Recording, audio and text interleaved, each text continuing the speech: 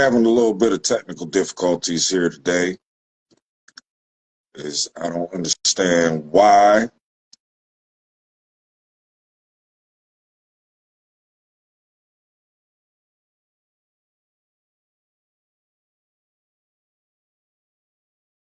Titan Chronos. Good afternoon. Good afternoon. Trying to get this thing going.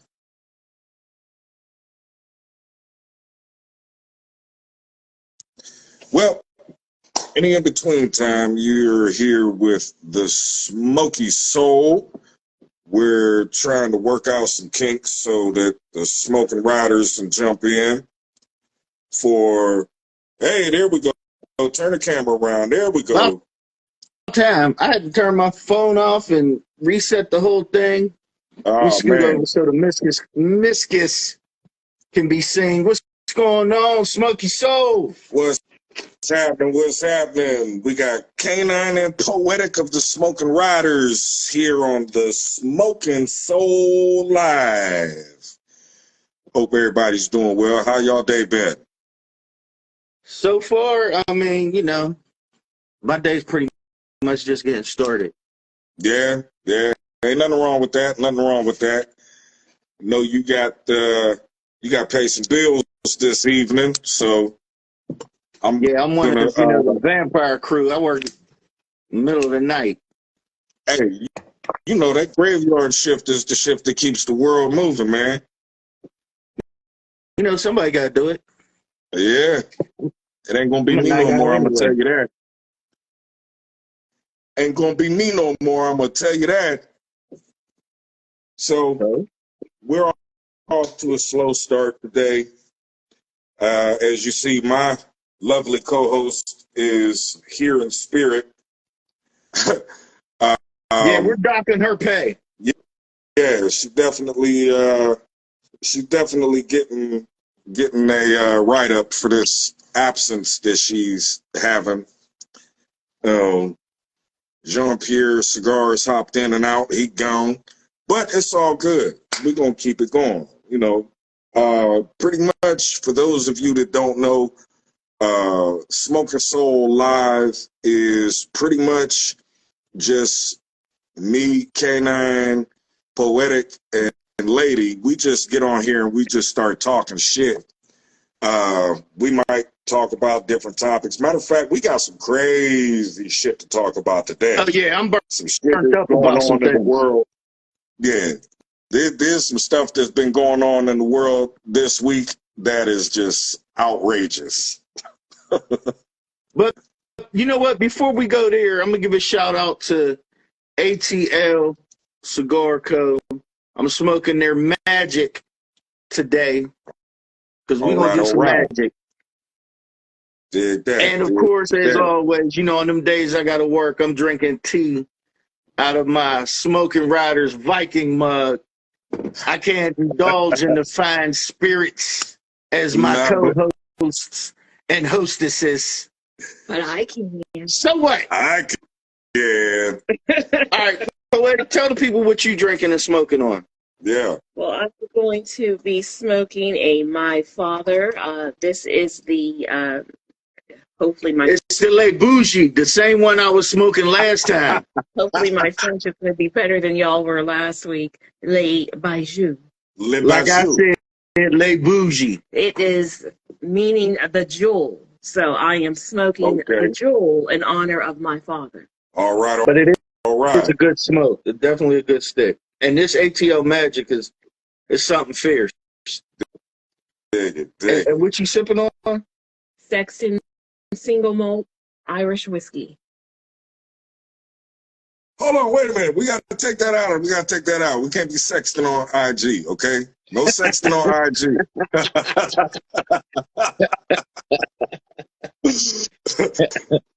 That's what's up. That's what's up. Well, I'm about to get started. I ain't about to wait for my co-host. I don't know when she'll be back, but today, well, first I'm sipping on a little Buffalo Trace. Got some Buffalo Trace in my glass, chilling right now. And I am going to be smoking a cigar that I received from you two good people.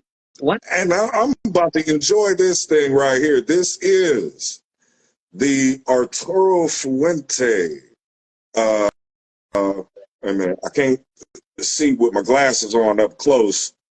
Edición de Aniversario Don Carlos, the 2018. All right. Y'all know I'm an Arturo Fuente super smoker, you know, and yeah, y'all kind of had that shocked and all look on me last week because I wasn't smoking a Fuente. So I figured this week I will not fail to disappoint you guys. Well, yeah, that's like your boy last time was talking about your Fuente collection. Oh yeah, hey, shout out. They said you look like Suge Knight. I said, yeah, that's Suge Fuente. Shout out to Chevalier Life and Ray True Herfador. You know, those brothers, man, that was the first time I'd ever been on their live, man, and we're gonna have to get them as guests on the live one day, for sure. No doubt. But you know, they might start to put in a petition to change your name from the Smokey Soule to Suge Fuente. Oh, dude. You ain't right, man. You ain't right. Either that or Cube Fuente, because you do resemble Ice Cube a whole lot. Today was a good day. See, there you go. Mm-hmm. Yep, you can be the stunt double for Ice Cube. Ice Cube stunt double. You even got the mole and everything.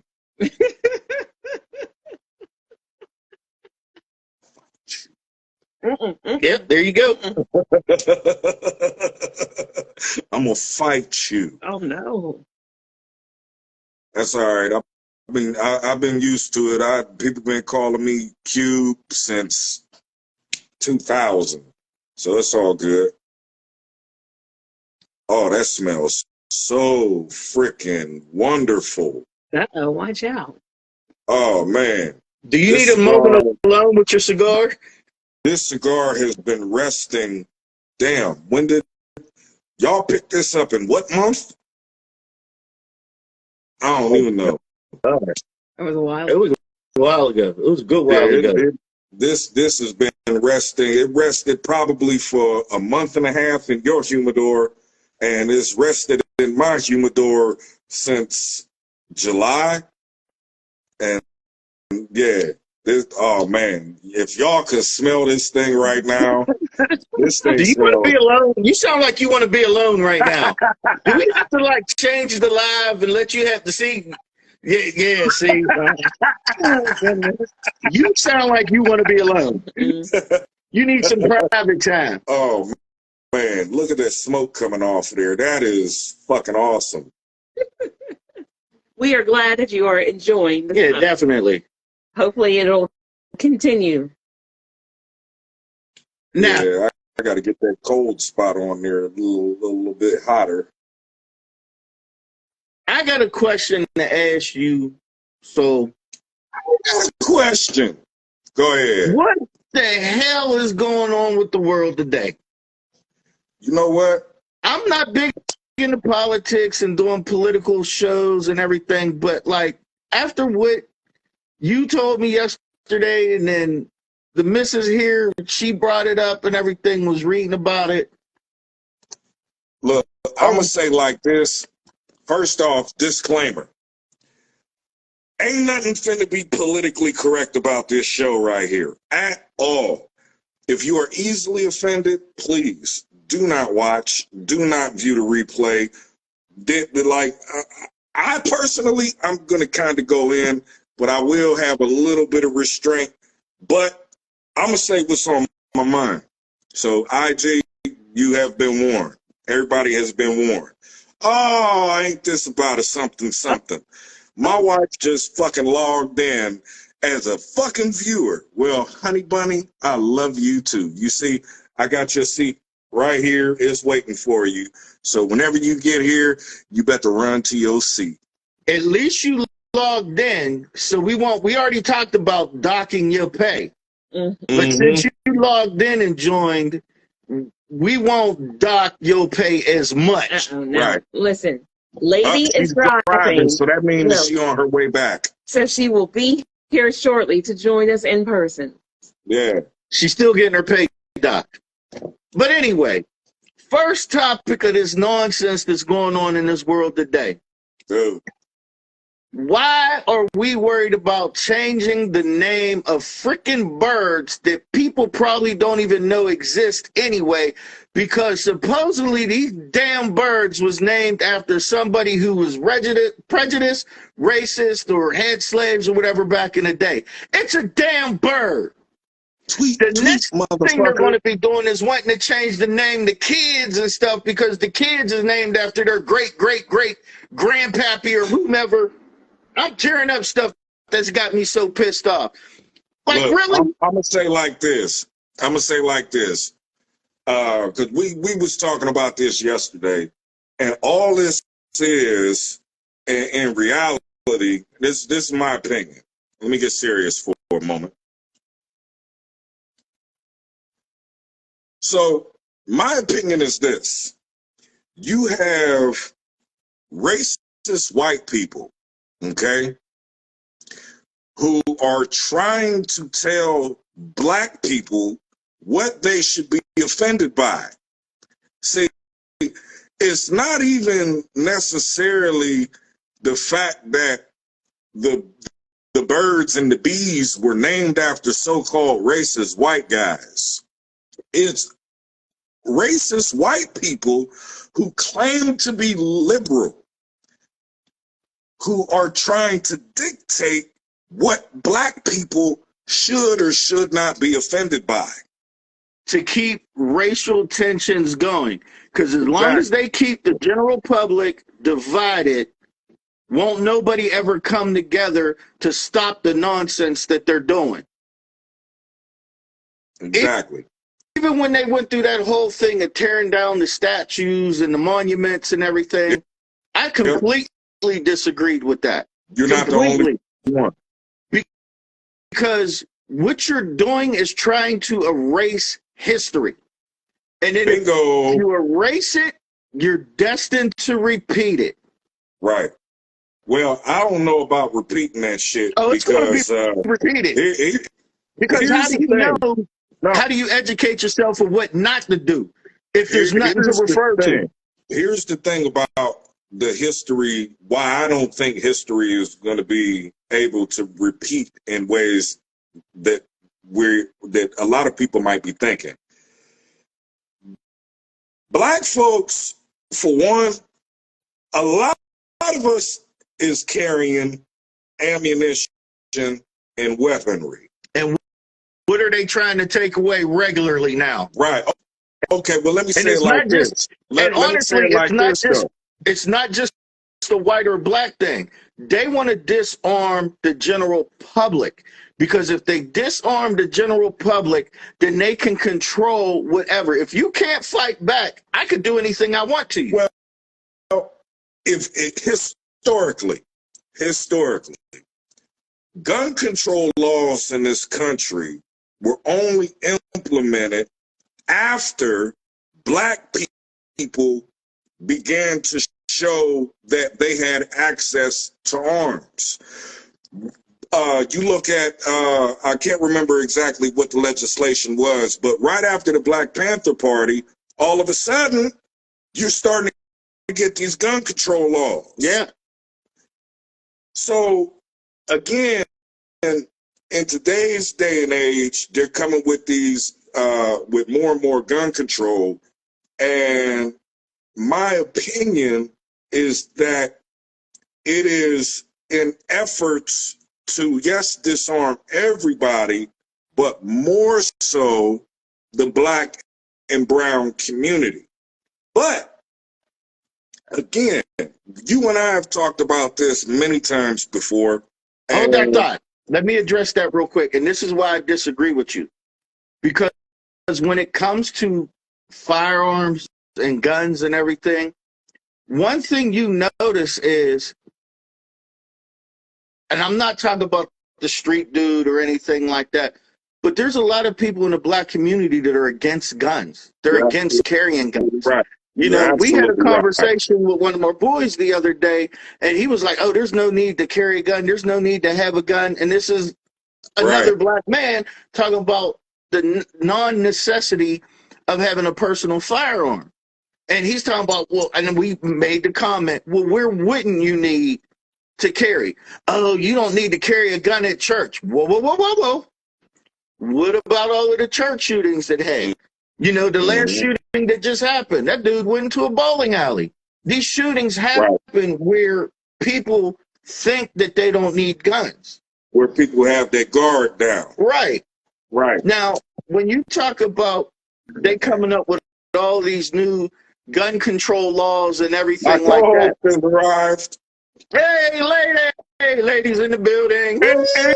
And you know what? She's definitely getting docked again because she is out of uniform. Uh-oh.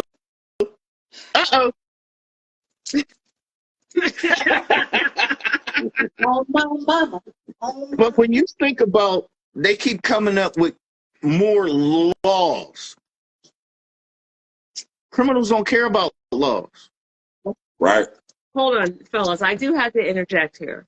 I have to speak up for the black women because more and more black women are getting licensed to carry and learning how to handle their weapons. Yes, they are. Right. But when you're talking about the black community as a whole, there's a reason why more and more black women are choosing to do so. Because more and more black women are single. And they don't have a traditional relationship where you've got a husband and a wife, a protector and a protectee, or the protected. You know, now in marriages like ours and you guys, you know, we're a 2A household, just like you guys are a 2A household. So we have the belief that everybody should bear arms. Everybody should have access to a firearm for self-protection. But going back to my original thought, with the how the legislation and everything has kind of been geared towards disarming black and brown, you hit on a real good point that I was going to bring up too. A lot of Gen X males, myself and you included, what's up, cigar shop and big homie? We got some people that just joined. And with a hood mentality, but with history repeating itself and whatnot, you know, people like you and I, we operate under the mode of thought that Charlton Heston had when it comes to gun confiscation. From my cold, dead hands. No. So that's why I say they'll have a hard time if they ever try to repeat history. Hey, Ish, Bam Cigars in the house, y'all. What My up, boy Ish down in Florida, owner-operator of Bam Cigars. Dude, if you have not had one of his cigars yet, you gotta try one of his cigars, man. Awesome line. Awesome line. Yeah, I still haven't smoked that Blood of Vlad. I'm waiting to smoke that Blood of Vlad. But the BTC, the Better Than Cuban, oh my God, it is better than a Cuban cigar. Trust and believe that. Yes. The Barbed Wire, oh my goodness. Good shit. Good shit. But Lady with a cigar. huh? Lady. She can do that on her own. She on her own right now. She got to figure that out. You see, look, she already I ain't even trying to talk to her yet. I'm so hurt. No, but it was my daughter's graduation. Congratulations to my daughter. Congratulations to my daughter. She done. I was running. Hey, I'm gonna smoke that Vlad probably Matter of fact, Ish, I'm gonna tell you, I'm gonna smoke the blood of Vlad on New Year's Day, New Year's Eve. I'm gonna smoke it on New Year's. Sounds like a stick you should have had for Halloween. Hey, look, you know what? And I wasn't thinking because I don't do Halloween. Me neither. Yeah. I don't know, like the blood of Vlad. Y'all know why it's called the blood of Vlad. Oh. That cigar has tobacco in it that was grown in Transylvania. All right. All right. So I am, for one, very eager to smoke that cigar, but I'm a little afraid because I don't want to turn into a fucking vampire after smoking that motherfucker. They're gonna have to take you out if you do. You won't. You'll be all right. But nah, that's a full body, full strength cigar. We need to get I can't wait to smoke Ish on here as a guest one day. Yeah, most definitely. I know Ish will be down with that. I had to get with you, Ish, and get you on as a guest, man. But Just eat some garlic before. I will.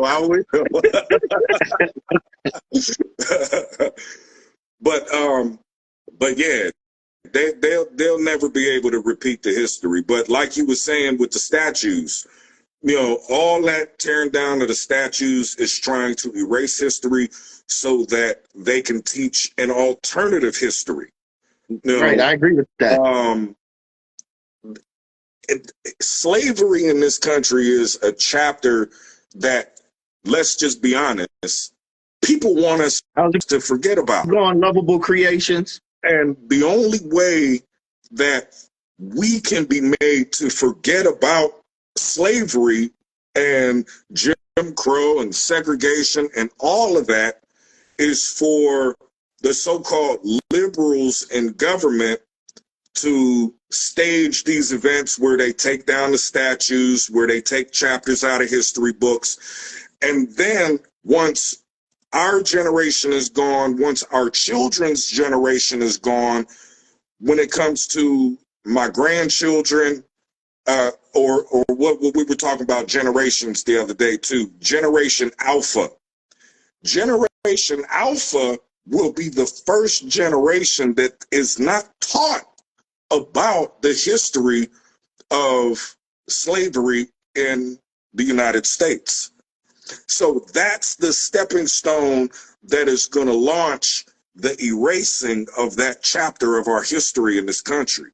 But not only that, when you start to tear away at history, whether it's good or bad, when you start to tear away at things and dismantle things, where does it stop? Right. Because there will always be somebody that can turn around and say, oh, well, that was offensive to me. It needs to come down. It needs to come out. You don't need to do this. You don't need to do that. We grew up in an era where if you didn't mess with something, you didn't deal with it. Mess with it, right. Go ahead and do you. That's not my cup of tea. I'm over here. So even with the whole trans community and everything, and they're wanting to push their agenda on everybody else, like, that's bull. Nobody's even really worried about what you're doing over there. If that's you and what you want to do, that's fine. I don't have to subjugate myself or my family to it. And you don't have to come over this way either. And everything can be fine. I can even see you on the street and be like, hey, how you doing? And keep it pushing. I don't have to go out with you. I don't have to hang with you. I don't have to invite you over. You don't have to invite me over. You live your life and I'm going to live mine. There you go. Now, whether you agree with it or not, that's something else. But I ain't got to bother you. I ain't got to heckle you. I ain't got to do none of that stuff. Right. But we got away from that as a society. Now everything is, if you don't agree with me, then you're racist or you're prejudiced or, this and that. That's this whole cancel culture. And then they're banning books on top of that. And that's the worst thing they could do. And if they listen, and again, if you tear down history, it's bound to repeat itself. They ain't learned from the last time that they tried to ban books and literature and everything. Right. The And last time my they best did that, but hey, what country was that had book burnings and all of that? And what did they do not long after or while they were doing that? I think they was called Nazi Germany. Exactly. You know, it started with banning certain literature. It moved on to gun confiscation, taking away the right and the ability to defend oneself. And then guess what? Then came the cattle cars and the loading of people and families up in the cattle cars. But you know, we got a saying around these parts. Around these parts where freedom seeds get sown, people with ARs don't get in cattle cars. And listen, hold on. Before I say something, you was getting ready to say something. What was you getting ready to say? Your best way. We moved on, but I was going No, go back. I was going to say that my best history teacher was my great grandparents. Mm-hmm. Right. And yeah, we all have a role to play in the education of our children. That's right. And in the carrying on of our history. That's and right. even if you think about that, grandparents ain't what grandparents used to be. Mm-hmm. That's true. That's true. You got a lot of grandparents that don't got much more knowledge than the parents of the grandchildren. Yeah. Yeah, there are a lot of us that don't have those old school values. And let's just be real. As far as like with you and I, K9, a lot of people don't have the type of background that you and I have. We had legit old school, down on the farm, grandma, grandpa. Right.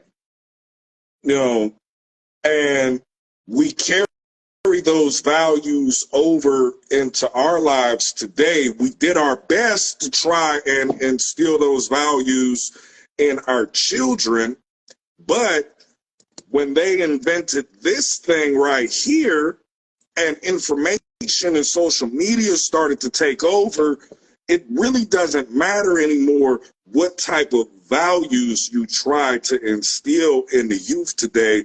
Social media and technology just comes in like a wave, like a tsunami, and it has the ability to warp the minds of the youth today. It was one thing that when we was coming up, peer pressure was the biggest thing. You know what I mean? You always heard of peer pressure. Right. Now with social media and everything, it's peer pressure to a whole nother level. And also, when we were coming up, we weren't exposed to certain things at a young age. Right. Hey, you know what I mean? There's a such thing as a parental advisory. And we had levels before we got, exposed to certain things. And it wasn't one of those things where because a program was on TV or whatever, you got it banned. Nah, you just turned the channel. And for us, listen, and for us, we had less channels to watch. So if you couldn't watch that, you was very limited. But now there's a plethora of channels that you can opt to choose. She just made a good point. When we were coming up, what used to happen? The TV's turned off. You heard there was no standing inside all day playing video games or nothing. You was going outside. Right.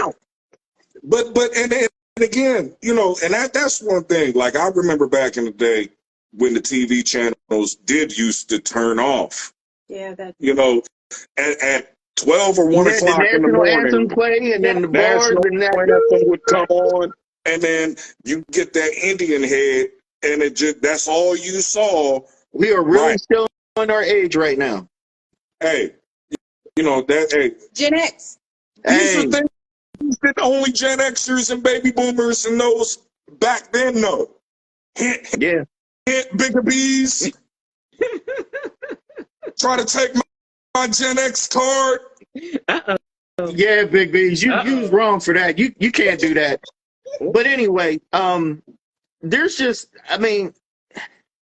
it's just crazy when you sit there and you watch the news and you see what's going on, and even at the lies that they promote out there with a lot of stuff, especially revolving around firearms. I watched a clip on Coley Noir's channel, and he played Coley Noir. One day you're gonna subscribe to the Smokey Soule and to Smokin' Riderz, brother. One day. But I watched the clip, and he was showing The View, and you know they're all completely anti-gun, anti, you know, AR-15 and everything like that. And Joy Behar made a comment that ranks right up there with Biden's asinine comment that he made about the 9mm bullet blowing the lung out of a body. Like, you non-gun people are trying to really sell what guns aren't. Well, what did she say? She said the AR-15 is not a sporting rifle. It is, you know, you can't shoot a deer with it. You can't shoot a deer with it because it completely destroys the meat. There's nothing to eat. Which is a complete fallacy. Which is totally wrong. What's going on, bro? You don't use AR-15s to go deer hunting, right? Because the bullet is not strong enough. Amen. A lot of places are, it's illegal to shoot a deer with a 223 5.56 round because the bullet isn't efficient enough to put the deer down humanely. The size of the bullet of a 223 is not that dissimilar from the size of a 22 caliber, because that's what it is. It's a 22 caliber. The difference is the amount of powder that goes into the cartridge. That's right. And a lot of people think that the whole thing is the bullet. No. You got the cartridge and then the bullets at the tip. But she's talking about it destroys the meat and you can't even eat the meat and everything like that. I just wish that, and this is why I'm even against the media, because y'all are out there supposed to put information to the general public, but you're putting lies out. And when you know something is a lie, everybody just stands back and don't say nothing. Disclaimer, I'm a former member of the media. But once a journalist, always a journalist. And I don't trust them. Guess what? We're married because she's not a journalist anymore. Well, here's one thing that a lot of people don't know. Spicy here, 1249. Hello. The media. Once upon a time, there was a law that prohibited media outlets within the United States from pushing propaganda. There was a law that was instituted that did not allow ideas or rumors to be spread in radio, newspaper, television news broadcasts, so forth, so on. But under George W., if I'm not mistaken, that law was reversed. So now you've got an influx of propaganda being flooded through the media. Not just that, they want to sensationalize everything because it sells. But now the thing is, you can't even believe even videos you see. Your eyes even are deceptive. But the crazy thing is, it's the truth that they keep trying to censor. Now. Yeah. It's the truth that they keep trying to censor. Right. They want to censor you if you say there are only 2 genders. Ghost Get Your Hands Up says everyone that's against guns until they put in a situation where they need one, wish they had one. Absolutely. Exactly. Well, some of these young people these days still, they would rather let somebody with a gun shoot them instead of defending themselves. That makes some sense. And wait for the police to come and save you, which is going to take them, a delay of 30 minutes because they're short-staffed. I'm going to share a story with y'all. I was just getting ready to say, talk about the experience that you had. It was a Thanksgiving, and I was dropping off my kids at their mother's house. And me and my oldest is sitting in the car, chopping it up, just rapping a little bit. He gets ready to get out. He gets out the car. Next thing I know, I hear a pop. And then another pop, and my back windshield blew out. I turned and looked, and my son was running down the walkway. He got to the house. The only thing I could do is drive off. Now, we aren't in the streets. We ain't gang banging. We ain't doing nothing. We're a working family. Now, the crazy thing about the story, if anybody knows me, they know I carry. I am licensed to carry. I'm trained, certified, the whole nine. But that day, I didn't go upstairs and grab my gun to take it with me. Wow. I said, oh, I don't need it. I'm just dropping off my kids and I'm coming home. Yep. I'm not getting out, walking around. I don't need my gun. And the one time that I truly needed it, I didn't have it. I would rather have it and never need it. I don't want to shoot nobody ever. But I damn sure want to be able to protect myself by the best means necessary to protect myself. And at that time, I couldn't protect myself nor my child. That's right. Because somebody who wasn't following any laws decided, I'm going to shoot at these people just sitting in the car minding their own business. Yep. Now, here's the thing about gun laws. The only people that follow laws is law-abiding citizens, hence the term, law-abiding citizen. There you go. Criminals do not care about laws. No. That's why you have criminals with Glock switches, automatic weapons, they convert weapons, they go into places and commit shootings and everything like that. And let's not forget, murder is already on the books. There you go. And I am so sick and tired of people wanting to create more laws because they think it's going to make us safe. Right. How about enforcing what we already have? Number one, on the books, murder. But criminals don't care about it. They go out and do it all the time. That's right. That's right. In the news locally, this doesn't have to do with guns, but about enforcing laws. In the news locally, there is a man who was arrested 4 times in 1 week. How does that happen? 4 times in 1 week? 4 times in 1 week. He's assaulting people downtown Pittsburgh. Goes, gets arrested, goes to court, they release him. He gets back out in the street, keeps his practices up. They arrest him, go to court, they release him. 4 times 1 week. Unbelievable. But then if somebody was to defend themselves against that assault, they would be looking like, well, why did you do that? You didn't have to do that. This dude has a history of assaulting people. And y'all keep letting him out. What's it going to take for him to kill somebody? I have to be the one No. It don't work that way. Not at all. No, and here's something too. I used to run the streets. Oh, we had a Sharpsburg. PA native, Sharpsburg, Pittsburgh. I didn't know that about you, Kendall. But I used to be the riffraff.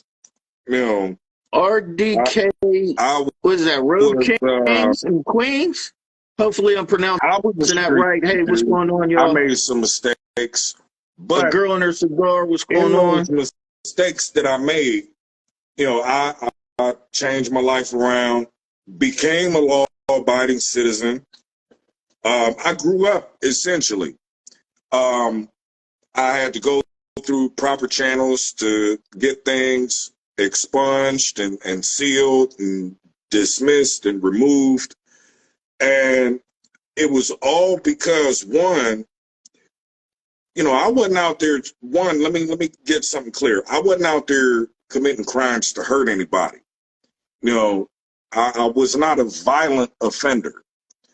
But because of the mistakes that I made in my youth, I lost the ability to defend my family, to defend my wife, to defend my children, to defend my home. But as I grew up, I began to understand the importance of being able to exercise my God-given rights. I began to study up on the Second Amendment. I began to study up on Ohio gun laws. I began to study up on proper ways Chase, to 6423, what's going utilize on? firearms. And I developed a respect for firearms to the point where now in Ohio, we're constitutional carry. So in the state of Ohio, you do not need to have a CCW to carry a firearm, whether it's concealed or open carry. So I carry every day, all day. It doesn't matter where I go, where I'm at, because like you say, it's not that I want to engage in a gunfight or anything like that. But when my wife and I, when she and I go out, we are vulnerable. And that's the one thing that Americans don't realize. When you leave the confines of the four walls of your home, you are vulnerable to the whim of lunatics. Anything can happen at any given time, and you should desire to defend the life of yourself and your loved ones. So I make sure that I got the F off of my report card so that when my wife and I go out, I can make sure that she gets home. And if I'm in a situation like what happened up in Buffalo, New York, at the Top supermarket up there, when the gunman opened fire inside the store, I want to make sure that if an event like that takes place, that I have the option to make a decision. Do I fight or flee? Mm-hmm. Now, if my life or my wife's life is not directly in danger, chances are I'm going to try and find a way out. But if I'm confronted with a gunman in front of me and he's getting ready to blow away somebody who does not deserve it, I deserve the right to be able to clip him and put his ass down so the innocent life is not lost. We live in a me era now. Yeah. And it seems like what is more regarded is, for instance, somebody turns around, I have a right to feel safe. So you need to give up your gun. What about my right to feel safe? Exactly. I have a right to feel safe and be able to defend me and my family. That's my right too. So how does your right trump mine? But see, here's the thing. With me wanting to exercise my right, I'm not demanding that you do the same. Right. You have a choice. You don't want to carry a gun? Don't. I'm not forcing you to. I'm not trying to pour nothing down your throat. If you don't want it, you don't like guns, you don't want to carry a gun, don't. But you should not turn around and in turn trying to take mine away because you don't like it or you don't feel comfortable. Exactly. And on top of that, I am an advocate for anybody who has the desire to own a firearm. Get some training. Get some range time. Learn the proper ways to handle and be around a firearm. Absolutely.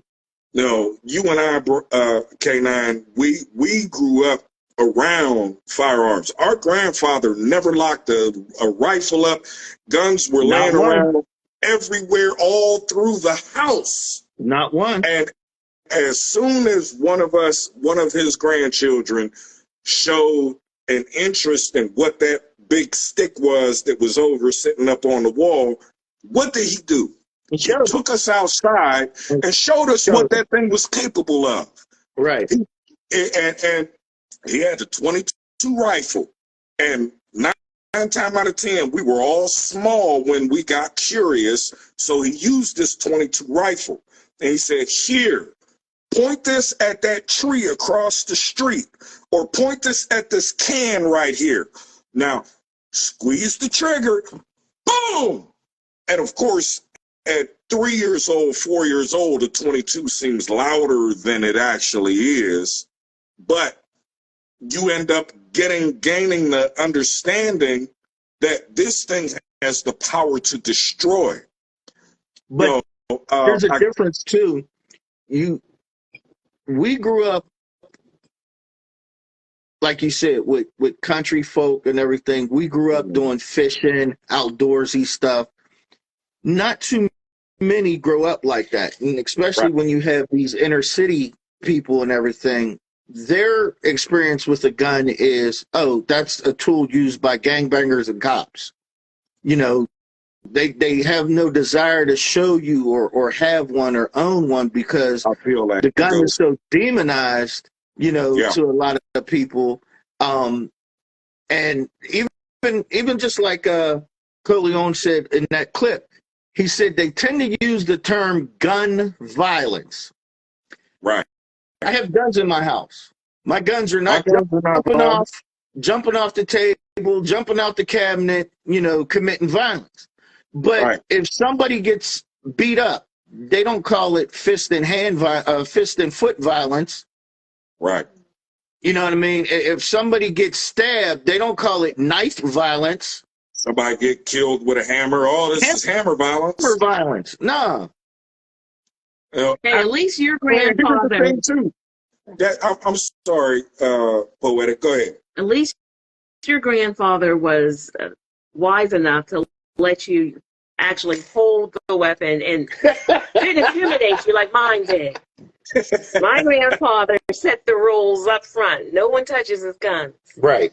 And what he did was he took me out back, and against a stump was one of my stuffed animals.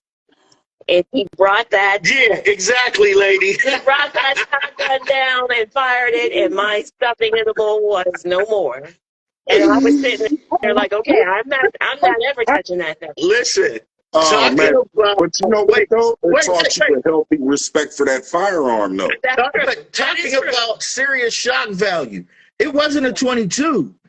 It was a shotgun. Oh. Yeah. Oh, yeah. It was this.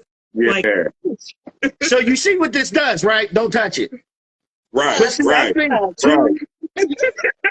I think too, when we were coming up, the amount of respect and regard that we had for our elders was way different than a lot of young people today.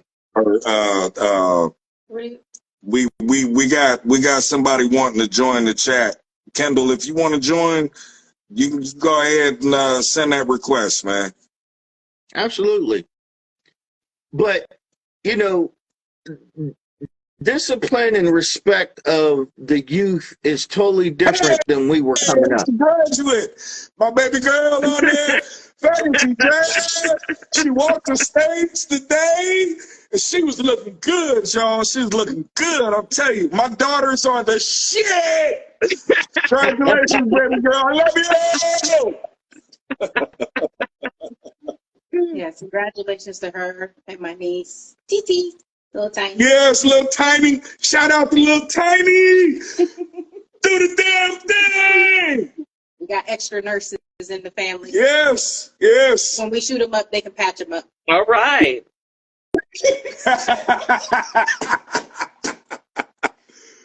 Or look at it this way. When that zombie apocalypse comes through, we at least got medical staff. There you go. There you go. Hey, what's going on? Oh, this says something. I used to live in Sharpsburg, Pennsylvania with my aunt when I was graduating from college. I'm originally from Arizona. I went to college in Miami. I wasn't trying to come back to Yuma, Arizona. Mm-hmm. So if anybody here military, former military? Yeah. Me, What branch of the military were you in? Marines. Oh, so you know what Yuma Proof Grounds is. You know exactly where I come from. Mm-hmm. You know exactly what Yuma is. You've ever been in the Marines long enough, you've been in Yuma before to blow shit up. No, actually, I've never been to Yuma, but I know what you're talking about. Oh, that's where they blow everything up at. That's where everything get blown up at. Yeah. So what's going on, Kendall? How you feel about the topic that we're talking about today? Totally right. Totally right. I'm here in Arizona, so everything in Arizona is legal. When it comes to gun wise, pretty much as easy. Well, wait a minute. I thought Arizona's governor was on some bullshit here recently. Wasn't that Arizona where she was trying to ban firearms? Mexico. That's in Mexico. Oh, that's the next state. Okay. Yeah, Mexico. She's really tripping. Yeah. She done bumped her head. She didn't snort a line. She snorted the whole goddamn table. Mm-hmm. Yeah. They tripping I'm trying to over there. See, right here, I can get anything I want here in Arizona. Okay. Everything is legal up until I go to court and they figure it was excessive use of force. Right. My God damn. Wait, So I can get anything. that's why you have a USCCA? Yes. That's why you get it, yes. So you go to court and they say, you know what? Maybe you should not hit him with them brass knuckles 16 times in the head. Maybe the first 2 times was good, but the 16 times, that was excessive force. Yeah, that definitely is a little excessive, bro. Wait, you're not So speaking from personal experience, are you? No. No, just That's deny. No, I'm just letting you this how it works here. So I just bought my first gun. I got myself an FN 509. Okay, that's a good gun. I got the mid-size one. Good pistol. Then one day I was at the gun store here, and they're doing a raffle for a silencer, a suppressor. I want it. You're gonna say a suppressor. Yeah, suppressor. Right. Right now, I'm gonna buy myself a 300 blackout short barrel rifle when that comes in. Okay. Sweet. I'm just trying to decide. I think I want a bullpup, but they want too much money for them damn things. They want $1,700 for them. And that's how they try to regulate. They raising the price. Yeah, that's another thing That's too. what they're trying to do. Yep. They want to make firearms so expensive that the average person that actually needs a firearm for protection doesn't have the liquid cash to purchase that, to access it. But the illegals can get it off the street. And you think about something, generally speaking, okay, we all know that anybody can have that point where they lose it. Yeah. That's across the board. That's anybody, from the hardest working person, to ever grace this earth to somebody who never had a job in their life. They can always come to that point where they just snap, because the mental psyche is fragile. However, generally speaking, people that take the time out to go buy a gun legally ain't trying to do nothing stupid with that gun. Sorry. It's just not Generally speaking. Their name is on it. Yeah. Right. Yeah. I'm not trying to go listen, I didn't buy my weapons, my choice of weapons, to go out there and do idiotic stuff. The same reason why I didn't buy my Rottweiler to do idiotic stuff. Right. You know what I mean? So it just amazes me how quick somebody tries to villainize something. An inanimate object. No. But if you think about it too, over the years, we have been criminalizing and villainizing anything masculine in this country for years. True, you know what I mean? So when you turn around and you want men to be more sensitive, men are not sensitive creatures. We do not operate on feelings. I'm offended that you said that, K-Lane. Get over my feelings, because I am very sensitive. Get over it. Okay, yeah, we can do that. You know what I mean? Like, we don't operate in feelings and everything. We operate in reality and facts and logic and statistics. right. Facts and numbers. You turn around and you get a sensitive man. That's when you turn around and you get a man who's not a protector, who's not a provider. Wait a minute. When you get a sensitive man, that's when you get Chicago. When you get sensitive men, that's when you get an abundance of violence because they react without thinking. But again, they you don't get a protector. Right? You get a protector. Think about it though. As a protector, I'm not going to move my family into harm's way to prove how much of a man I am. I'm going to keep my family out of harm's way. Right. So I don't have to use my gun. So I don't have to put my dog on somebody. So I don't have to do these things. I gotta interject for a moment. Now we can come back to this topic, but we have 15 seconds remaining on the line. All right. I'll be here. If you 15 seconds, last thoughts. Go ahead. Well, I had to bring that back. So if anybody want to jump back in, we're gonna go with part 2 of Smok'n Soule live. We're gonna see what.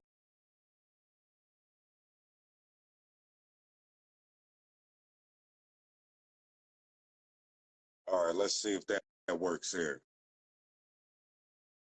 Sons, what's going on? What's going on? What's this here? Yeah, you can share that. All right. Yeah, we kind of got disrupted. Hey, man, I hope you've been smoking good since the cruise, man. That's a brother. I forget what club he belongs to. I even forget where in the fuck he's at. But that's a good brother right there. We smoked good when my wife and I went on our anniversary cruise back in February. Just got back. I'm just Cycle Kings. Yeah. That's the tip cigars. I see you, big dog. We got to get back out to your shop and chop it up. Absolutely. Yeah. No doubt, no doubt. Thanks for tuning in, bro. Thanks for tuning in. But Kendall, come on back, bro. Come on back, bro. So you can finish your thought. But, you know, we all got a responsibility to these young people to preserve the values that keep us solid, they keep us strong, not just as a country, but as a community and as a people. You know, and one of the things that we can do to do that, one, and I don't always participate in the political realm. Right.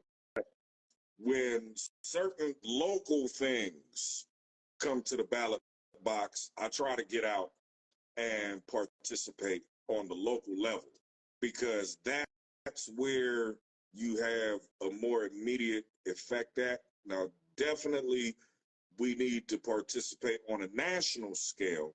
However, participating nationally, you tend to run into more obstacles because you're dealing with a bigger machine. You know, you got these congressmen, senators, and representatives that have been in office for 10, 20, 30, 40, 50 fucking years, and they pretty much have it's a racket. I'm sorry. It ain't no other way to say it. If these people were brought up on criminal charges, you'd have to bring them all in on RICO charges because of the level that things go to. You know, but again, hey, for those of y'all that are tuning in, this is Smok'n Soule Live, part this with the Smokey Souls. I'm the Smokey Soule. This is the lady. I made it. We got the Smokin' Riderz, K9 and Poetic from the Smokin' Steel Riderz. motherfucking city. You cutting up today. Hey, you know what? I got a little bit of juice in me. You know, Coffee over here. I'm gassed Yeah, up. I'm Now I could with be you over sipping there, on some lady. I'm coffee. drinking tea. Mhm. I got to go to work You know what? tonight. I'm drinking Lipton black tea. I'm gonna take a sip of some coffee just for you. Thank you, because you know I'm sensitive. I didn't want you to hurt my feelings. I do have water as well. But I'm not gonna lie. When I get back to my sister's house, it's going down. Sorry. Lady, what are Okay, you okay. smoking over there? Yeah, we didn't get what you were smoking. Yeah, what are you smoking? I got this You can't- Havana City hot cakes. Yeah, the hot cake. cake. Yeah, that cigar right there is perfectly blended to go with a cup of espresso. Espresso. Say that again. That cigar over there is specifically blended to go with a cup of espresso. Okay, Shug, Felipe, Fuente.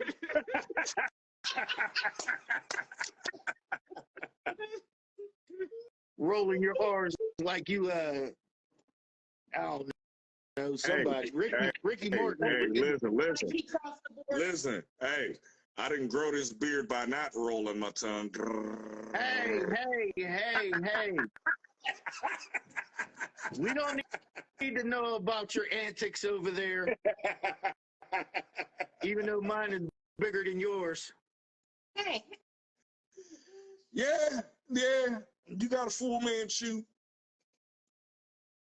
But Yes, my flavor saver is massive. But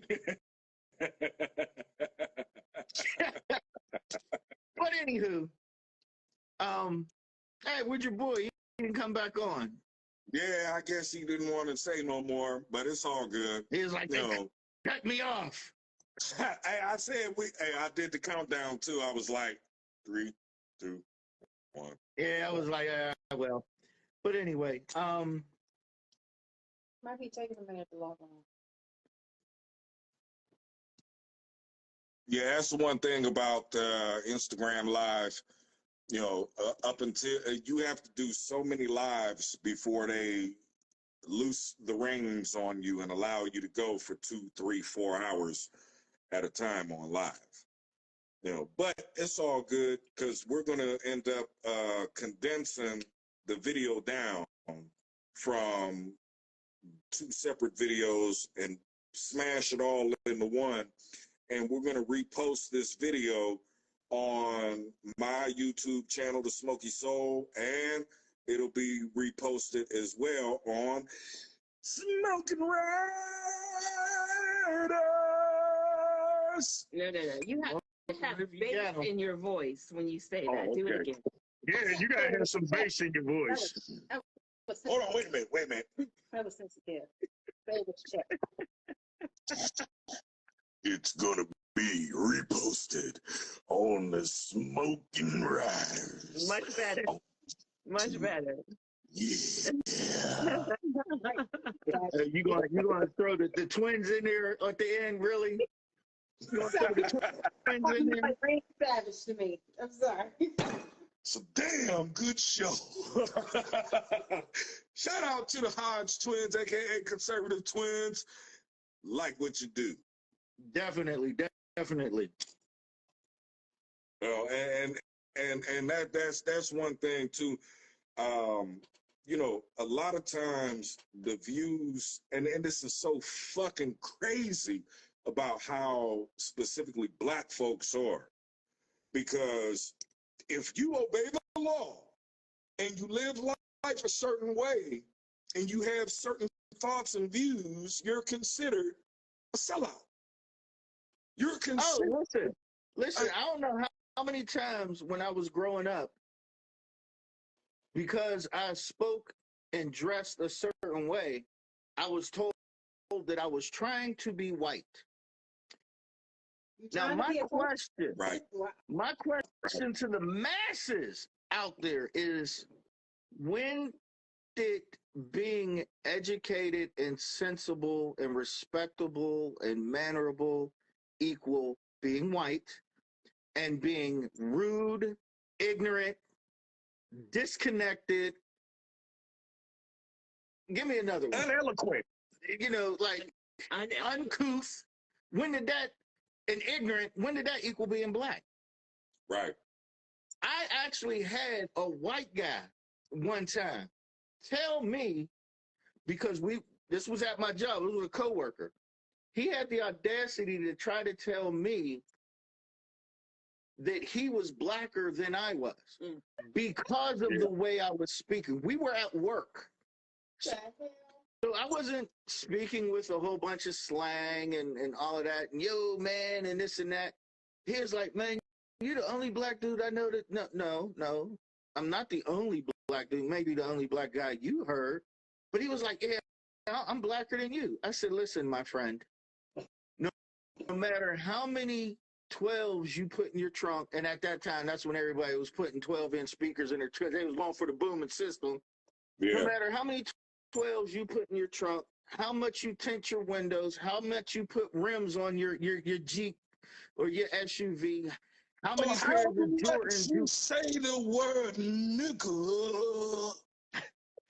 No matter how many Jordans you buy, how deep a tan you get, and how many black women you date, you will never, ever be as black as me. Because being black is not a thing. Right. Ain't a choice, folks. You're born with it. You think what it means to be black? You think what it means to be black is I got to walk around with my pants hanging off my ass, with a cuss word coming out my mouth every other word, smoking a blunt, drinking a 40. Speaking Ebonics. You know, and that's, but guess what? Thing too. I could do all of that too if I chose to. And guess what? I can do it better than your ass. Better than your ass. This one over here. You know what? But, you know, yeah, like you say, because I grew up with a father that was in communications. So his big thing for me when I was growing up was to learn how to speak proper English. Why? Because he understood something that I didn't at the time, was that I had to operate within a society that honors the ability to be able to have proper and full use of the English language. To be able to communicate, yes. Right. You know, and that's something my parents were just a little bit blatant with it. They was like, you don't want to walk around sounding stupid, do you? Oh, hey, no, look, hey, wasn't nothing, hey, don't think your uncle, just because your uncle was in communications, that he was just, hey. Oh, listen, I know better than that. Wait, son. I know how my uncle was. Said, nigga, if you don't fucking start talking like you got some goddamn sense, you ain't gonna be shit in life. Yeah. That's basically how the conversation goes. Yeah. There's a time and a place for everything. That's right. And right now, this is the place to show the best of both worlds. No. But listen, it even amazes me to pull up at some of these fast food restaurants and to see. Don't get me started. The difference between the employees now to when we was coming up, starting a job as a teenager and everything. Like, they was very adamant on appearance. You know what I mean? When you went to work and everything like that. So to see these kids now and they look flat out, I was like, how do you have a job? How did they hire you like that? Not even just their appearance. You could pull and their mannerisms and attitude. Restaurant. And attitude. And as soon as you get done placing your order, well, actually, before you place your order, I remember a day and time when you would pull up to the speaker and they say, hello, welcome to wherever you're ordering your food at. Can I take your order? Right. Now they just say, can I take your order? Or Straight to the point. actually, it's go ahead with your order. Right, go ahead with your order. That's how it goes. Go ahead with your order. You place your order, you pull up to the window. You know, of course, you know they done told you what your amount was, but you pull up to the window. Now you're looking one of these young people in the face, and they're standing there in the window, and they're just no greeting, no nothing. Forget fast food, even going into the grocery store. Besides, they making everything There is self-checkout. Is only everything one self-checkout place. in Pittsburgh? Because everything is self-checkout Yeah. here. Everything. Yeah. Yeah. Okay. If you get a person, they don't greet you. They just start scanning your stuff. You know, there's no conversations anymore. They have an attitude. He's still staring. I was trying not to laugh because That's yours, lady. That's yours. that's what these young people do when you pull up at the drive-thru. They just look at you. It's full. Like, motherfucker, say something, bitch. Few and far between that you get somebody that actually greets you and gives you true customer service. Right. But even one of my children, they don't even know how to answer the phone anymore. They don't pick up the phone and say hello. They just kind of like just pick it up and just hold it and wait for you to talk. There's no, I don't, it's annoying. The communication with the younger generation, which unfortunately is partially our fault, Gen X's fault. Sorry. No, I can't even take responsibility for that, because here's the thing. Why won't you? The younger generation, when you're talking, like when we're talking to our children, they know how to communicate. They know how to speak. However, they're used to texting everything out. Yeah. These young people don't know how to vocalize their thoughts, emotions, and feelings. They can do this shit all fucking day.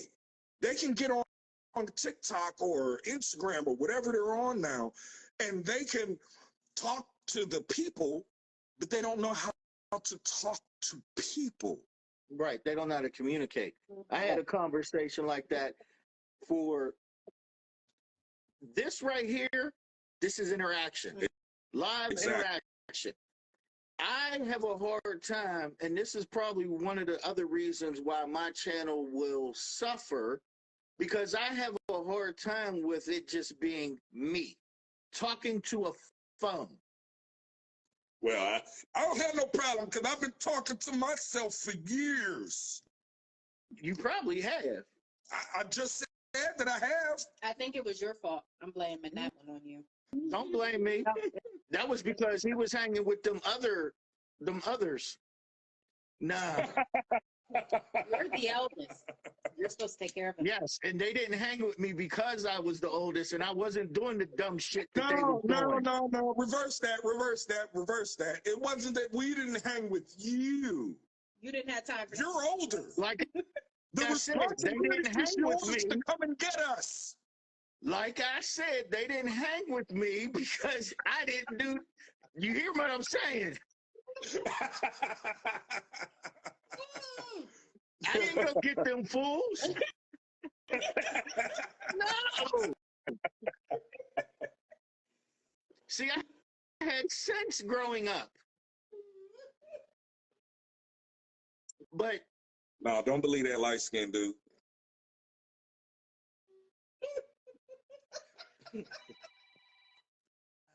He didn't have no sense. I had a whole lot of sense. But you could walk into a room with a bunch of kids. They're visiting. They're over somebody's house where they're visiting. Everybody's sitting in the living room on their phone. Yep. I said, what the hell y'all doing? Texting each other? Like y'all are in front of one another. Y'all ain't playing games, talking, laughing, joking. Y'all are all on your phone. Faces buried. But that's the world we That's live the world in. today. Yeah. You think about it. Even going out to a restaurant, y'all two go out to restaurants and everything. Just sit back one day and look around and see how many people are out with somebody and we're not talking. We're guilty, but see, that's the thing. We might get in our phones while we're sitting there and check Instagram or whatever, text messages, whatnot, but we still communicate with one another. And then there'll come we a get time on our when we phones say, too, okay, but you we're know what? usually on Put our the phones phones off to the showing side. each other stuff. Like, look, Right, yeah. what I came across. Yep. Or that might be the time that we're sitting there and we're looking up trying to find out where we're going to go. But Yeah. I mean, you look around and you will literally see people spend the whole time on their phone and not talking to one another. Right. Right. Kendall's back. There you go. Was wondering how long it was gonna take you, bruh. Come on, man. Come on back in and finish your thought, man. What you We mean? on just for you. Back? Bro, we've been on here for 20 minutes. Where you Waiting been? on you. 20 minutes, Came man. back specifically so you could finish your thought. The Smok'n Soule cares about their viewers. We came back specifically so Kendall could finish his thought. Because, hey, for real, we only do 1 hour, bro.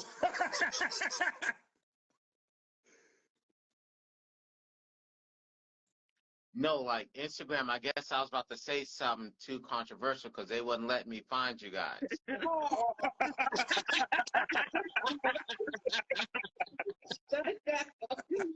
You know me, but no, I was saying though before, it's like in Chicago, they had this young brother, gun verse, he said, you know what, a lot of guys there don't know legally how to go get guns.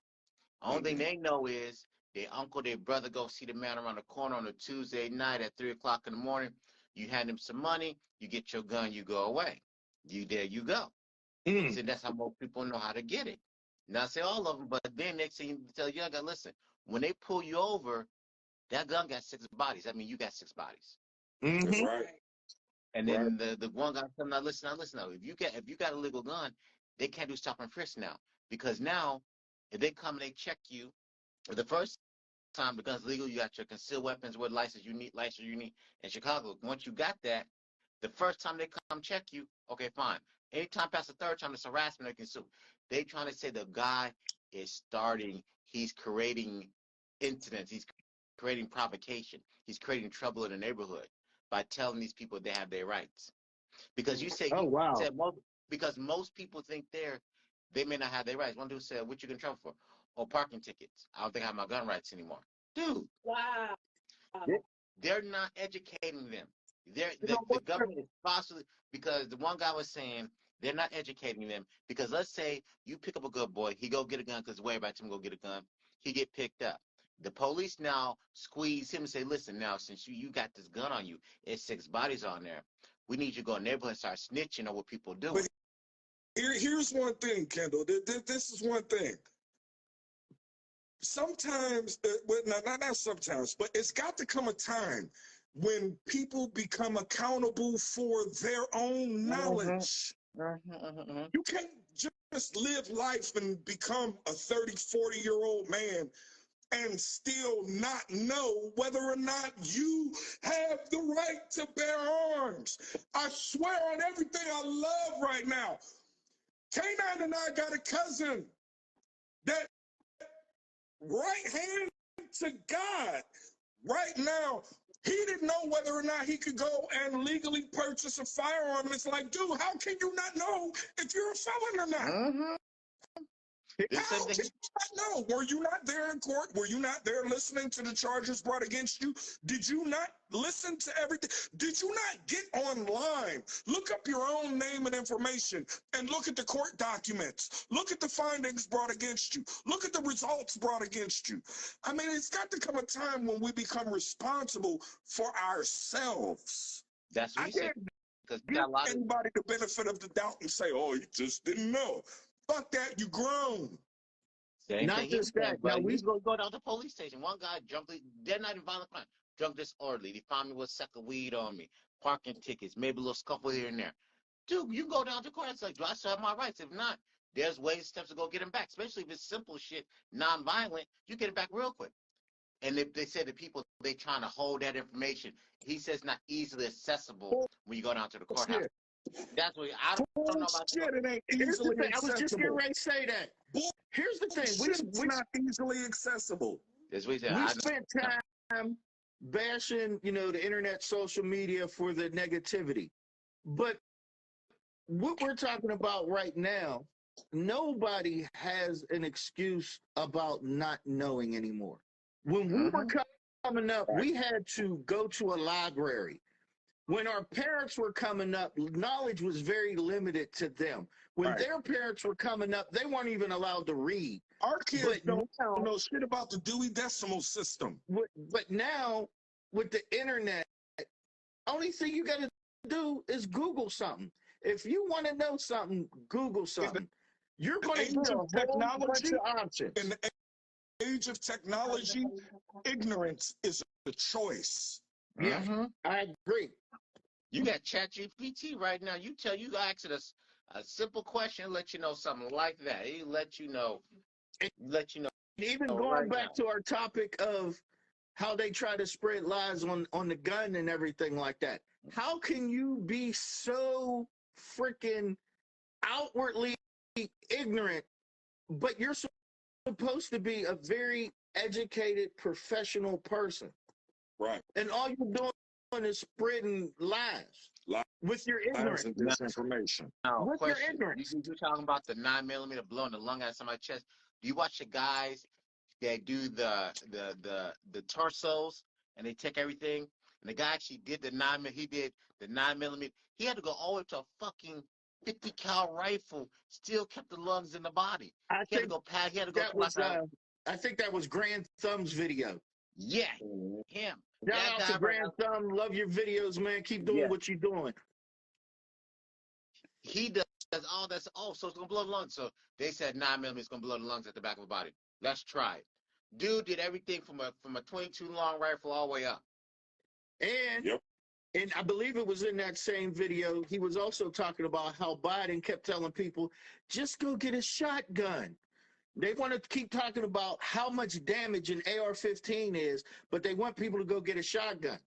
So he turned around and he showed the difference damage-wise what an AR-15 and any other handgun caliber did compared to a shotgun, especially if you're using slugs.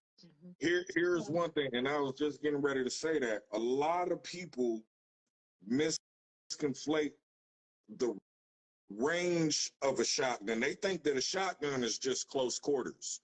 You get the proper ammunition in a shotgun, and you can get some range out of that bad boy.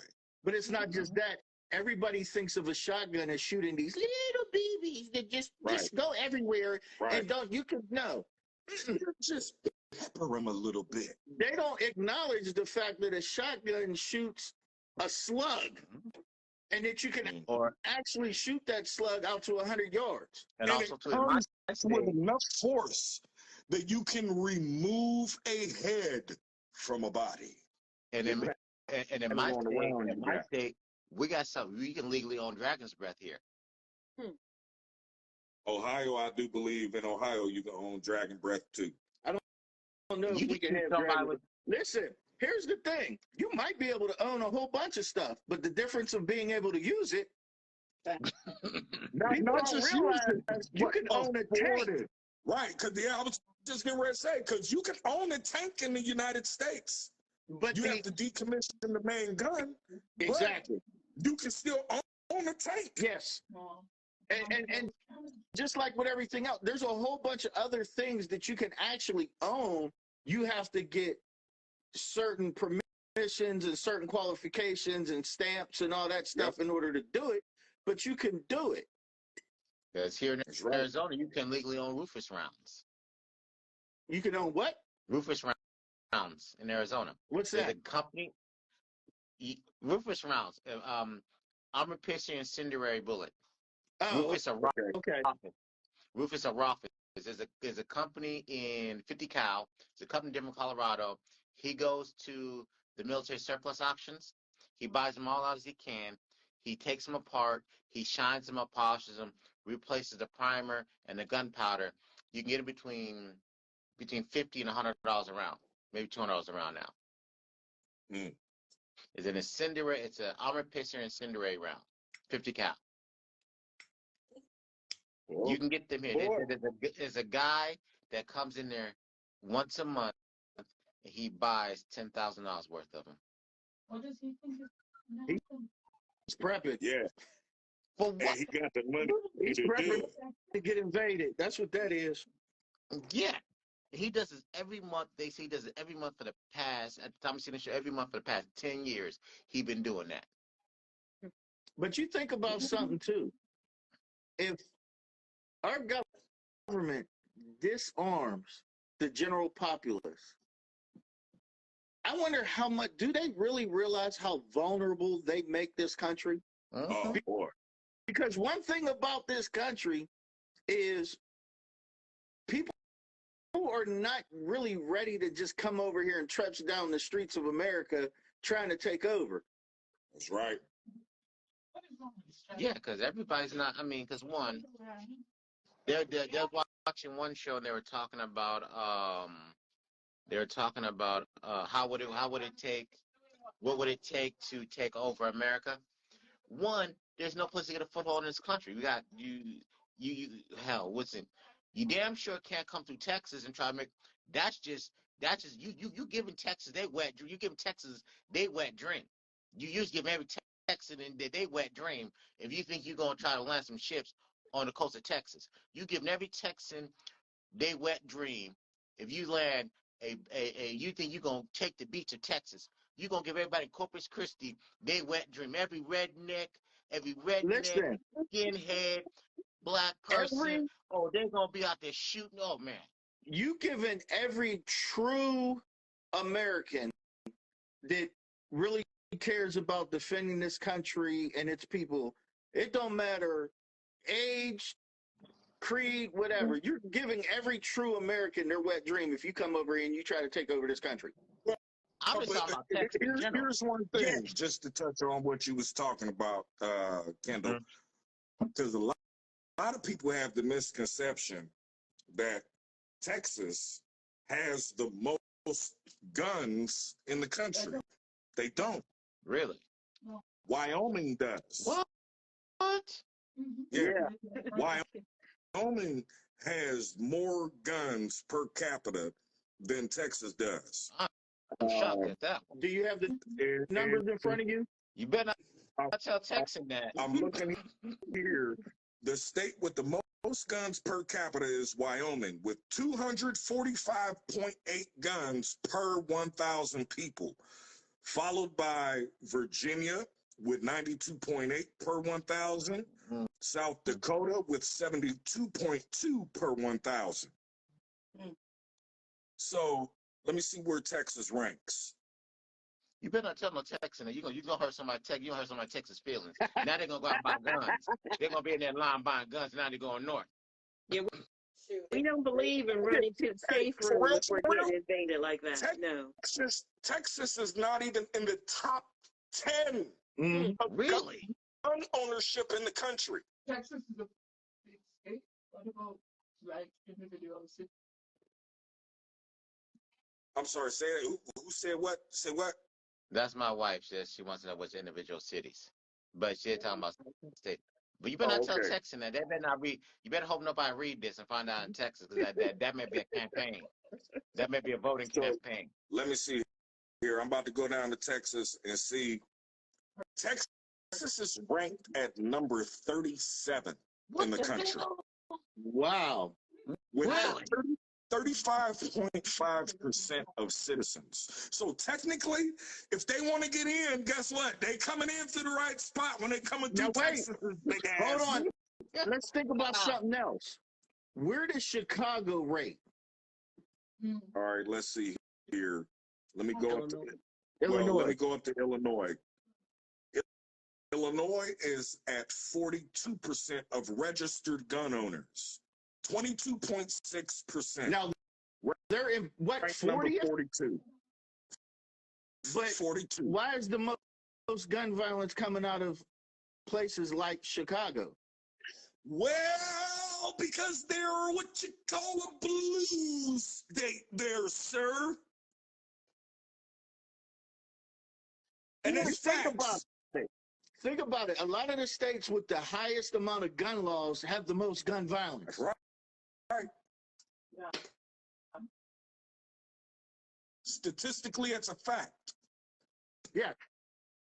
States that are democratically run have the highest levels of gun violence. It has been said time and time again. That's right. Now, I'm just for shits and giggles.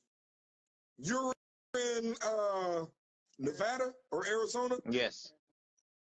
All right, let's see where Arizona falls. Arizona is number 35, ranked in the U.S. with 36.4% gun ownership, with 35.6 per 1,000 registered guns. I can see that. So when it comes to registered guns, Arizona is number 14 in the country. Now let's look at Pennsylvania. Pennsylvania. We're gonna do registered gun rate is 26.9% and ranked number 20. And as far as gun ownership, it's at 40.2% and it is number 25. So there are more people in Pennsylvania that are armed than there is in Texas. I'm shocked to hear that. Now, for more shits and giggles, I'm gonna look at Ohio. Ohio is ranked number 36 for registered guns at 17.7 per 1,000, but we are at 41.9% in gun ownership, and we are ranked number 23 in the country. 23. Wait a minute. Hold on. Wait a minute. You know, my dad used to work at a TV station called 23. So from now on, in honor The shenanigans. in honor of our gun ownership in this damn state. 23. 23 in the country. And guess what? I got a 223 for that ass.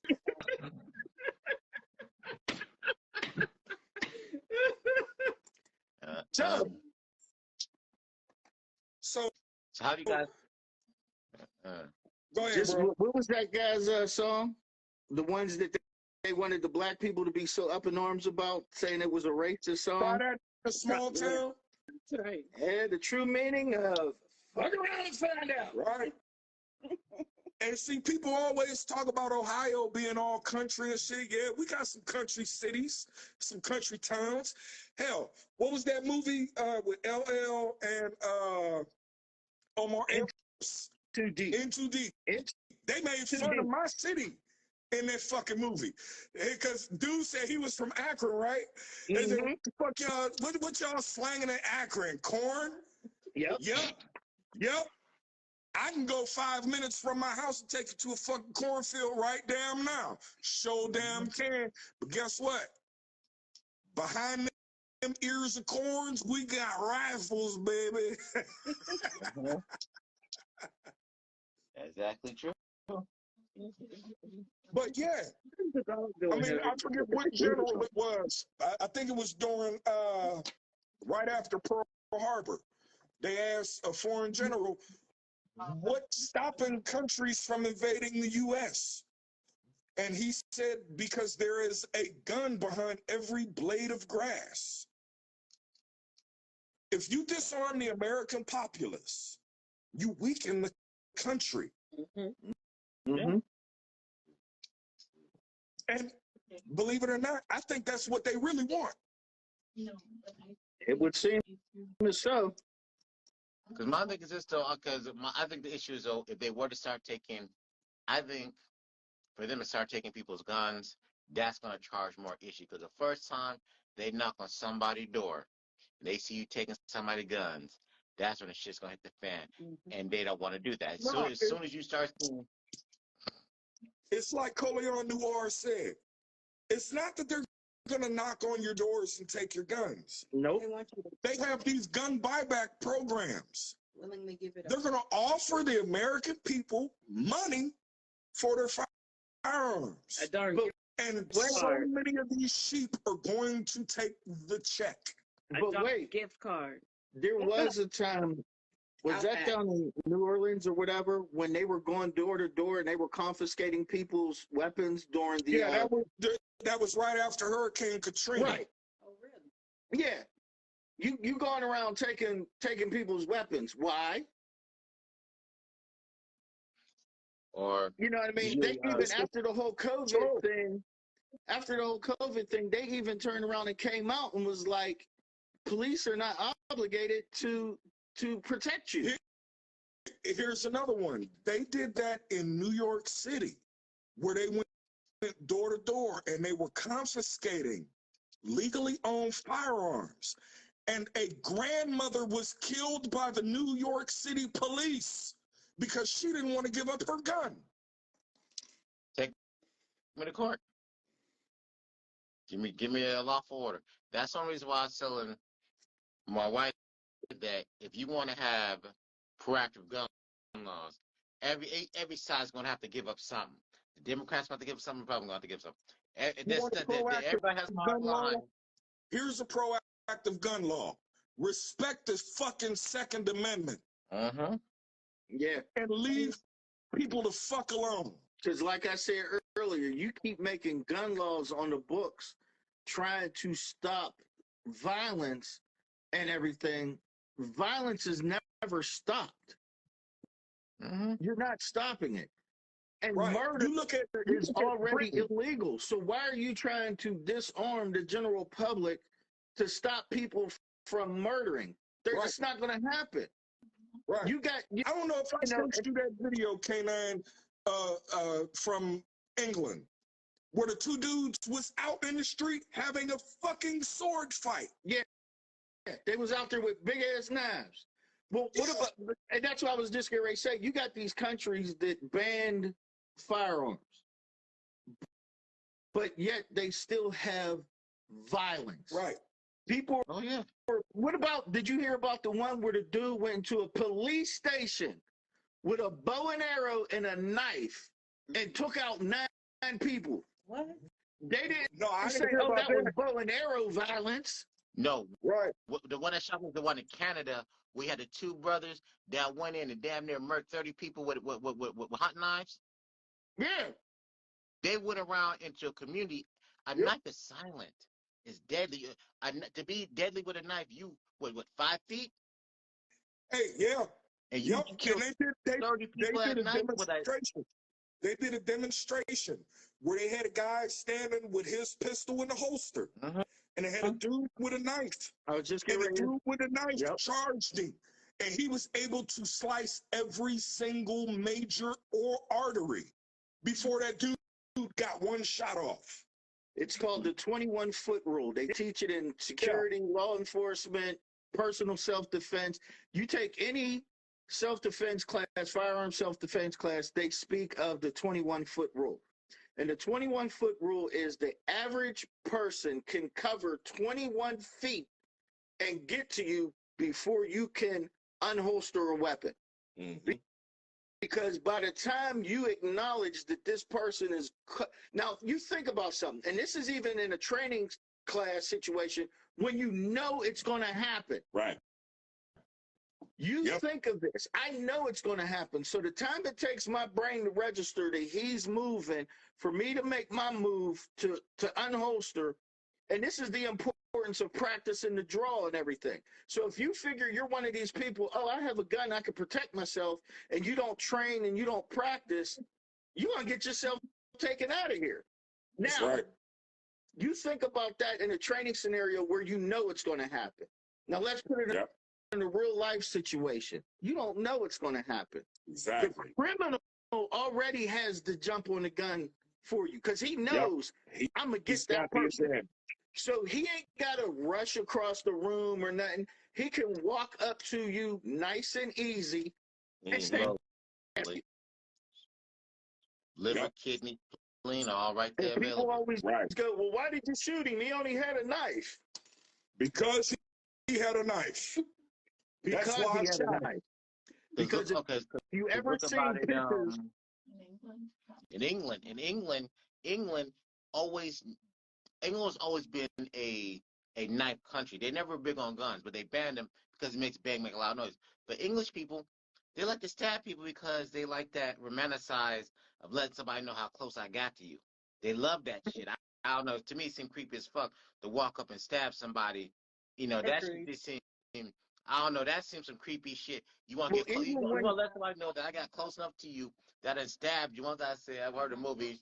One guy said, I want close enough when I stab you, I want to whisper sweet nothings in your ears so you know it's me. Well, even when law enforcement profiles murders and stuff, and when a knife is used in a murder, that gives them the heads up kind of that it was personal. You know what I mean? Usually people that commit crimes with knives, it's a personal thing because you have to get so close.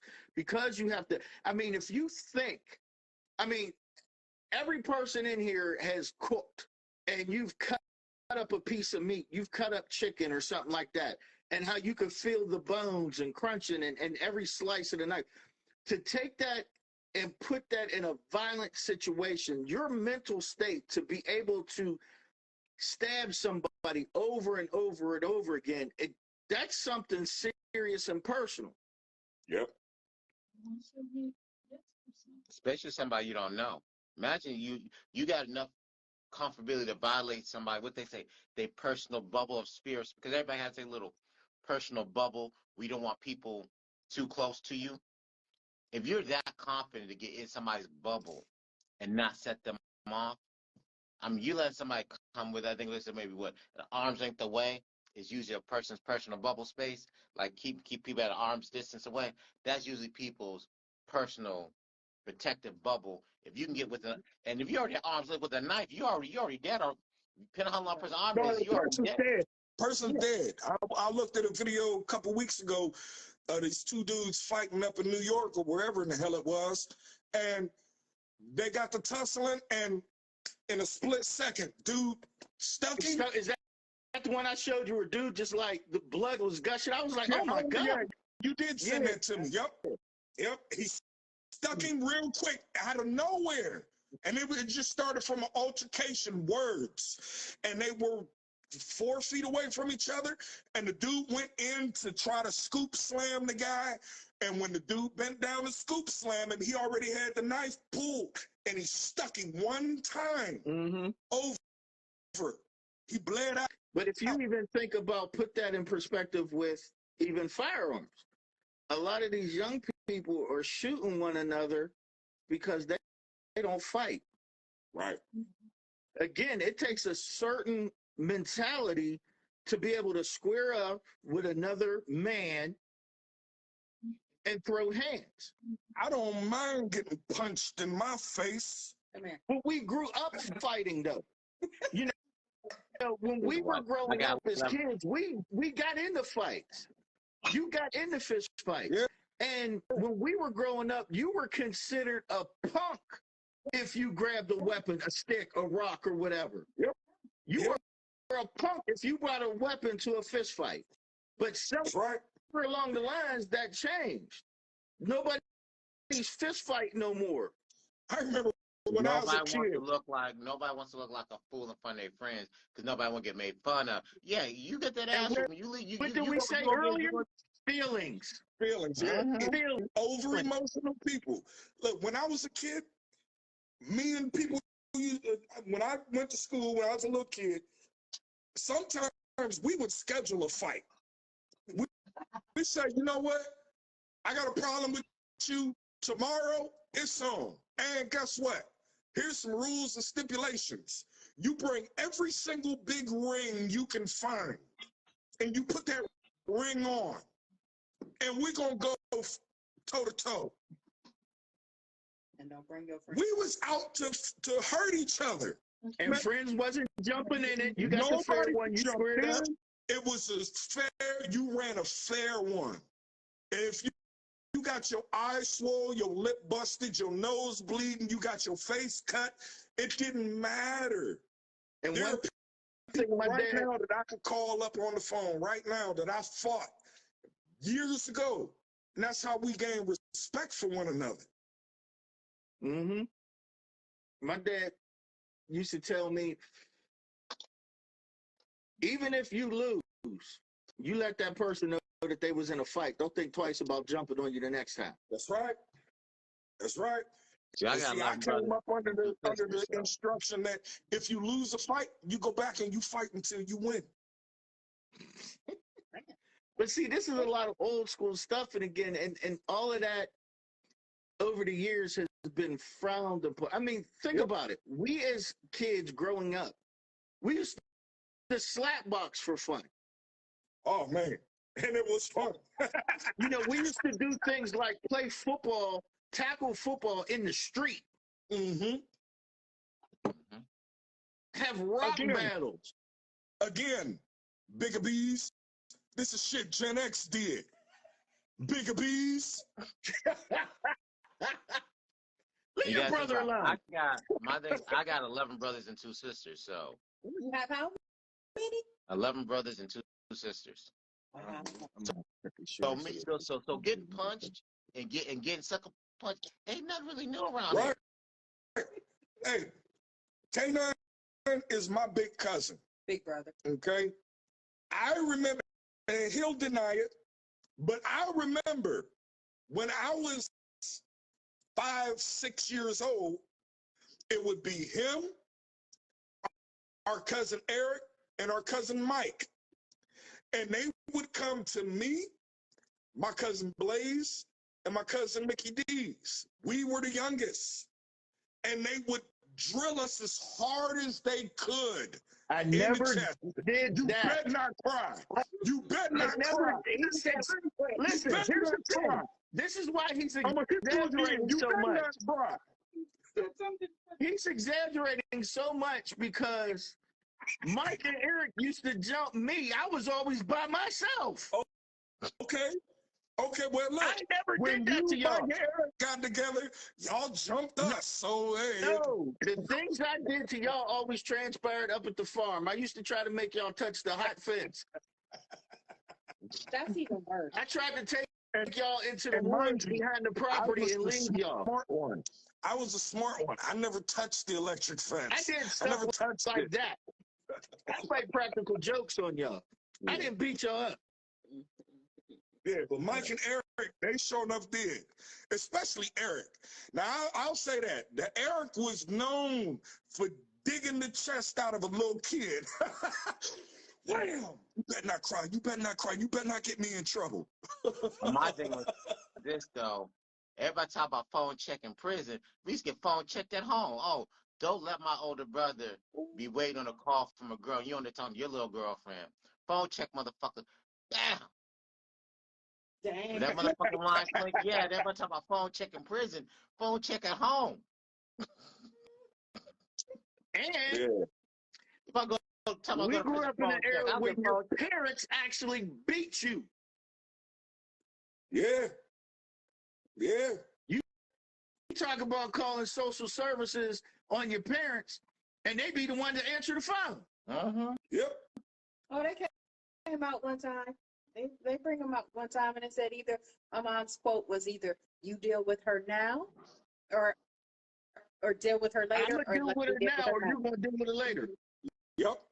Hey. And it was my old man tied me up in the damn chair in the dining room with telephone cord and said, "Now, you either gonna do what I say, or I'm gonna beat you." Now that I'm thinking about it, it's not something put that on my uncle.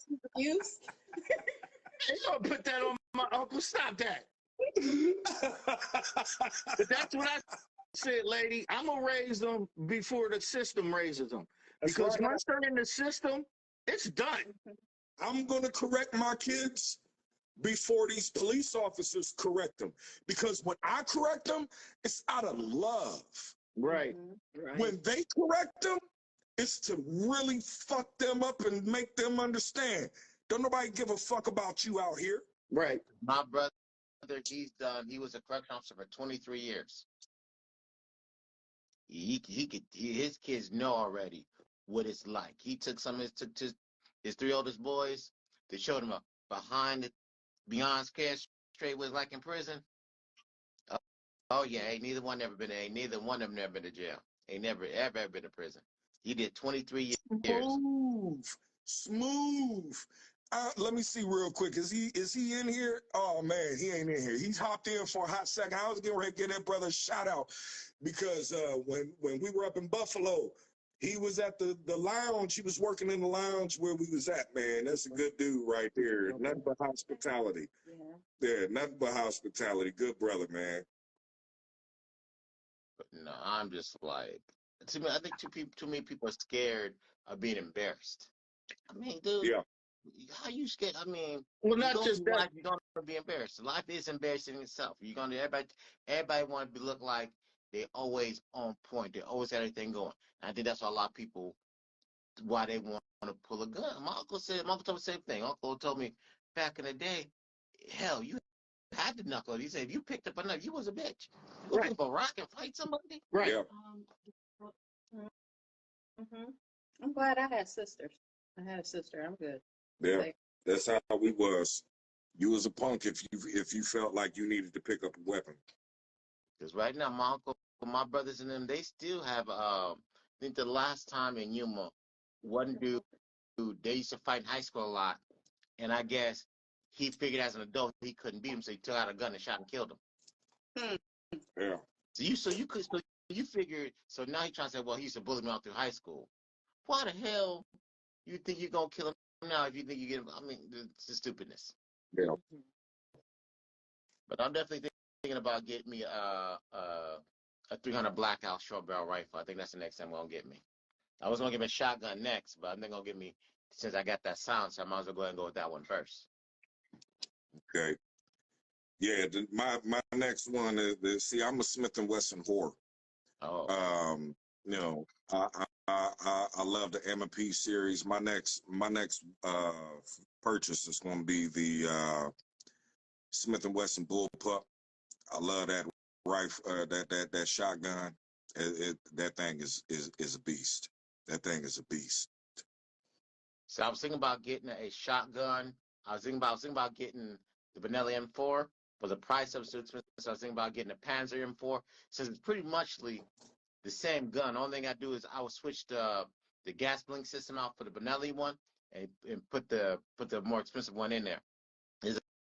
It's a clone. They basically said the part. Benelli M4 is a lovely shotgun. That's what we had in the service. That thing is sweet.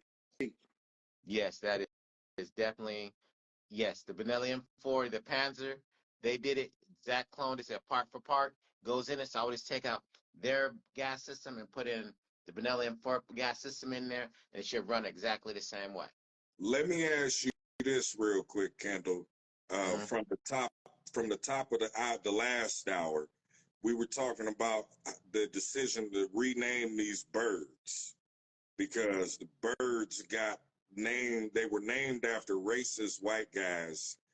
What are your thoughts on that? Well, we got about 3.5 minutes left before they cut this live. Which you mean as in like airplanes or like as no, in like real tweet birds. Tweet. Like little Land on the birds. They are getting ready to change the name of 80-some birds because they were named after white guys. My thing is, I think it was more prevalent that they changed the name of military bases that are named after traitors than some goddamn birds. I don't. Why should you, as a military guy, walk into a base that's named after a fucking traitor? I'm more about that shit. A traitor? Yeah. Yes. Wow. Yeah. Because if you were a Union general, you are technically a traitor against this country. Why do you have one of the most highest honors in this country to have a base named after you or a ship named after you? You are a traitor against this country. Nothing should be. Your name should be stricken from the record. Nobody. It should be a crime to utter your name in polite conversation. I don't know if their name should be stricken from the record. Because it should be. I'm with you on changing the name of the base, but not erasing their name from history, because it's very important that we remember our history, like we was talking in the last hour. Because if you erase the history, you're damned to repeat it. Your name should be like fucking Voldemort, unless it's been talking about in history class or in black conversation. Nobody. Kids should fear to hear your fucking name spoken unless in the goddamn classroom. Man, your name should bring heartburn to somebody's mouth if they utter your shit unless it's talking about history. Your family should disown your ass. You should have never been born. Your family should, you trade against this country. Your family should just we don't know who this. Your family should change their name. We don't know who the fuck he is. He that crazy cousin that got dropped on his head. We got 35 seconds left, so we're gonna go ahead. We're gonna give the closing. Hey, this has been the Smokey Soule and Smok'n Riderz, with our guest of honor today is Kendall. Yo, it's been real. From the Smokey Soule to Smok'n Riderz, this has been Smok'n Soule Live. Don't forget. Hey, thanks for tuning in. I hope y'all enjoyed this week's episode of Smok'n Soule Live. Tune in next week, 4 p.m., same time, same channel. Until then, light 'em up and stay smoking.